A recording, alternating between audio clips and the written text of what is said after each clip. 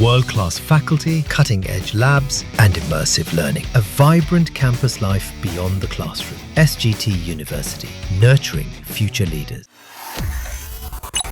Israel Iran जंग पर यह बड़ी खबर। ईरान के विदेश मंत्री का बड़ा बयान सामने आया है।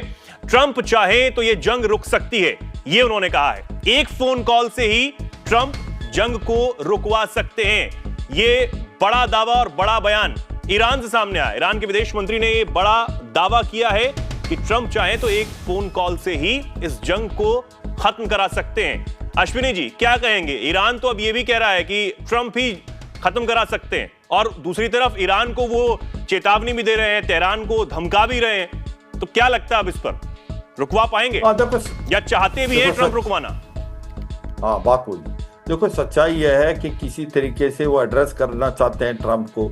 हाँ, इसमें कोई शक नहीं, ट्रंप के अंदर एक काबिलियत और क्षमता है कि अगर वो इजराइल को बोल लें तो जंग रुक सकती है, क्योंकि इजराइल को पीछे से तो अमेरिका ही सपोर्ट कर रहा है। उसको हथियार कौन दे रहा है? अमेरिका दे रहा है। उसके एयर डिफेंस सिस्टम किसने दिया? थार्ड पेट्रोल मिसाइल या एयरक्राफ्ट या एयर डिफेंस सिस्टम जो उनका मिडिल ईस्ट में है अमेरिका का, वो भी मदद कर रहा है इजराइल की। उसको इंटेलिजेंस कौन दे रहा है? सैटेलाइट से अमेरिका दे रहा है, रियल टाइम इंफॉर्मेशन दे रहा है। तो ये सच्चाई कर सकता है, मगर वो ऐसा कुछ नहीं करेंगे, क्योंकि लड़ाई किस वजह से हुई थी?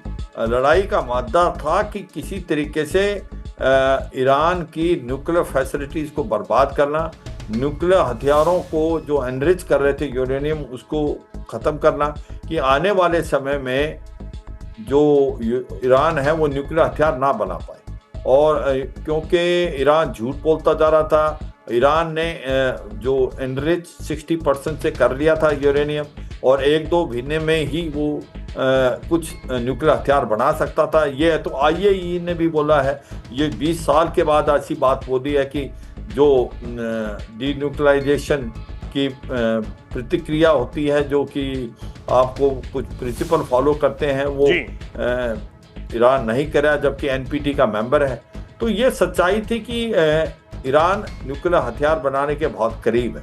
और अब अमेरिका और इजराइल चाहते हैं कि किसी तरीके से ईरान की कमर तोड़ना, ईरान को घुटनों पर लाना और ईरान के न्यूक्लियर हथियार बनाने की जो क्षमता है उसको बर्बाद करना, और फिर एक डील साइन करना जिसमें आने वाले टाइम में ये लिख दे ईरान की न्यूक्लियर हथियार नहीं बनाएगा, क्योंकि ईरान के पास यूरेनियम के भंडार हैं। तो अगर आज अभी डिस्ट्रॉय भी हो जाते हैं उसके न्यूक्लियर हथियार जो बनाने की क्षमता, वो फिर स्टार्ट कर सकता है, अगले 1-2 साल में फिर आ सकता है, क्योंकि जो यूरेनियम है, जो इंग्रेडिएंट है, वो बहुत हैं वहाँ पर। तो ये कहना भी मुश्किल है कि भाई आगे नहीं बनाएगा।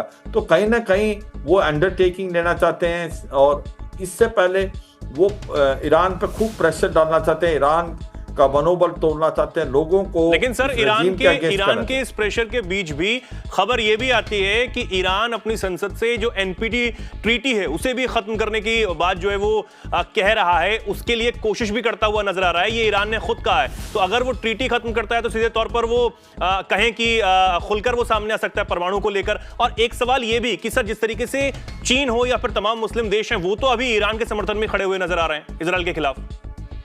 देखो, आज की तारीख में ईरान के साथ कोई खास सपोर्ट में नहीं खड़ा। जब रूस और चीन की बात आती है तो रूस आज यूक्रेन की लड़ाई में बहुत ज़्यादा इन्वॉल्व है। उसके पास हथियार अम्यूनिशन देने को नहीं। कहीं ना कहीं पुतिन और डोनाल्ड ट्रंप की भी कम से कम 40 से 50 मिनट बात हुई है, और वो इसी चीज़ पे बात हुई। अब बात आती चीन की। हाँ, चीन भी कोई खास मदद देने को नहीं है। हाँ, उसने कुछ हथियार और कुछ अम्यूनिशन भेजा है, जिसकी खबर आई है, कुछ शिप्स में भी आया, कुछ एयरक्राफ्ट में। तो ऐसा नहीं लगता कि ईरान के साथ कोई ज़्यादा देश हैं, और जो मुस्लिम वर्ल्ड है मिडिल ईस्ट में, वो कोई देश इसके साथ खुल के नहीं आ रहा। तो ऐसे में मुझे लगता नहीं कि ईरान ज़्यादा देर टिक पाएगा। ईरान की एक ही पॉजिटिव है कि उसके पास मिसाइल्स और रॉकेट्स और ड्रोन्स का भंडार है, मगर वो भी अब ख़त्म होने लगा है, और वो भी सक्सेसफुल नहीं है इजराइल के आगे इतना क्योंकि इनका आयरन डोम सिस्टम, एरो 2-3 और जो थर्ड और पेट्रोल मिसाइल का एयर डिफेंस सिस्टम, उसको पेनिट्रेट नहीं कर पा रहा। 10 से 15% ही मिसाइलें जा के गिर रही हैं इजराइल में। तो ऐसे में इजराइल ज़्यादा वार कर रहा है ईरान पे। ईरान का बहुत नुकसान हुआ है। ईरान की पूरे के पूरे टॉप साइंटिस्ट मार दिए, बड़े मिलिट्री कमांडर्स को मार दिया गया। उसके लेकिन इधर से ईरान भी सर ये दावा करता है कि उसने मोसाद के हेडक्वार्टर को निशाना बनाया है। वो तो बहुत कुछ करेगा। वो तो वही बात है जो पाकिस्तान हार के भी कहता है हम जीत गए, और ऐसा ही कुछ ईरान कर रहा है। ईरान के हालात बहुत ख़राब हैं। तभी तो ईरान के जो मिनिस्टर वो कह रहे हैं कि अगर डोनाल्ड ट्रंप चाहें तो ये सीज फायर हो सकता है। वो क्यों बोलेंगे? वो इसलिए बोलेंगे कि उनकी हालात बहुत ख़राब हैं। तो सच्चाई ये है कि अगर आप देखें, क्योंकि आपको यह देखना पड़ेगा, इनका बॉर्डर नहीं मिलता। इनका बॉर्डर 2000 किलोमीटर से ज़्यादा इनका गैप है, और लड़ाई जो है एयर पार की है, जिसके अंदर आप एयर पार जिसकी ज़्यादा है वो जीतेगा। और ऐसे में इजराइल की जो एयर पार है ईरान से बहुत ज़्यादा है, बहुत आगे है। आज की तारीख में पूरी एयर सुपेरिटी है इजराइल की ईरान के अंदर। कहने का मतलब ईरान का जो एयर स्पेस है उसको कंट्रोल ईरान नहीं कर रहा, वो अब इजराइल कर रहा है। इतना तक उसने कर दिया। तो अमेरिका चाहे इनडायरेक्टली हो चाहे डायरेक्टली हो, कैसे भी हो, कहीं ना कहीं वो इजराइल के पक्ष में तो खड़ा नजर आ ही रहा है। क्या लगता है सर, कोई खुलकर ईरान के पक्ष में नजर आएगा आने वाले दिनों में? बिल्कुल नहीं आएगा। ऐसा नहीं लगता कि ईरान के साथ कोई खुल आएगा, क्योंकि ईरान के हथियार, वेपन, अम्यूनिशन की जरूरत होगी, ऐसा कोई नहीं लग रहा। जबकि इजराइल के साथ अमेरिका बहुत खुल के खड़ा है, इसमें कोई शक नहीं कि उसने हथियार भी दिए हैं, इंटेलिजेंस भी दिया, इंफॉर्मेशन दिया, एयर डिफेंस सिस्टम भी उसने डिगो ग्रासिया में B-2 बॉम्बर भी लगा दिए हैं। और तो ऐसे में ये it is a war between two unequals, और ये इक्वल्स के बीच में लड़ाई नहीं है। कॉम्बैट पावर जो है इसकी बहुत ज़्यादा है इजराइल की कंपेयर टू ईरान। और क्या अमेरिका इस लड़ाई में आएगा? अमेरिका इस लड़ाई में डायरेक्ट नहीं आएगा, क्योंकि अमेरिका नहीं चाहता इसमें इन्वॉल्व होना। मगर एक ही तरीके से आ सकता, अगर ईरान बेवकूफ़ी करके जो बेसिस हैं अमेरिका की मिडिल ईस्ट में, चाहे वो कुवैत में है, कतार में है, सऊदी अरेबिया में, UAE, ओमान, जॉर्डन, वहाँ हमला कर देता है, तो फिर अमेरिका की डायरेक्ट एंट्री हो जाएगी।